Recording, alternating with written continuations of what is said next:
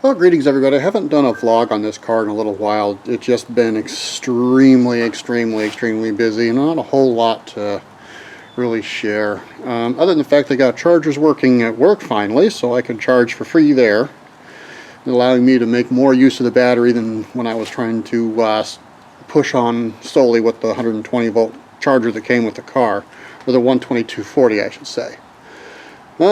This is a thing that I can only say is would probably be a legitimate reason that scares people away from electric cars. I own an older house, so of course this kind of technology was never even a thought. So, and of course, in order to support this car the way I'd like to, went ahead and of course, related to one of the earlier vlog that I did going down to Dayton, I bought that. So that is officially wired. But this garage was a giant code violation. They had it tapped off of an existing circuit in the house, and parts of it were they literally used appliance cord for in place of proper Romex. So something had to get done anyway. Due to the age of the house, the most economical thing to do for me is to install a new service. So this is where we're at. Now, I didn't even bother to bid this job out. I knew it would be costly, and because of the sheer volume of labor involved. So I just knew I was going to bite the bullet, do it myself, and that's what I've been doing. And of course, you also have the fun of an inspector knowing that I did this job myself and is putting extra on the job that I had to make a decision. I was either going to fight it or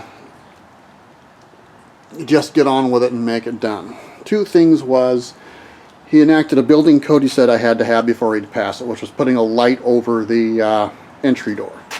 So, in the name of malicious compliance, I put the cheapest piece of shit I could find up there. Okay, one of his dumb requests met. Another one is, even though this is not a dwelling, which the codes say specifically in a dwelling you have to cover walls, not a garage. As you can see, this is a detached garage.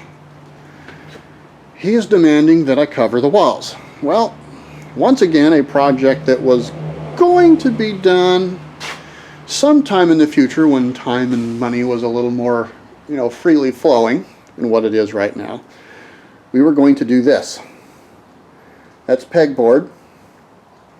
So in order to satisfy this guy, instead of fighting the battle, we're going to do what we're going to do anyway, which is insulating the walls and putting up pegboard. Of course, I got the first little piece of it up here in this corner. That's been most of my morning. Of course, this is the fussy area. That's why I'm doing it right here in the corner.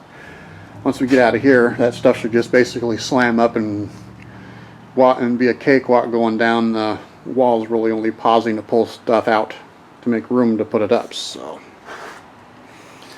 this is where we're at. This is one of those things that is, I guess you could say, is par for the course for owning a vehicle, an EV. If your house is not wired for it, and you have an older house like I do, it's going to mean some service upgrades. It's expensive. Like I said, I didn't bother to bid the job, but I expect that doing all of this was probably going to be pushing, if not a little over $5,000. I don't know. I knew it would be costly. And I understand it's all labor.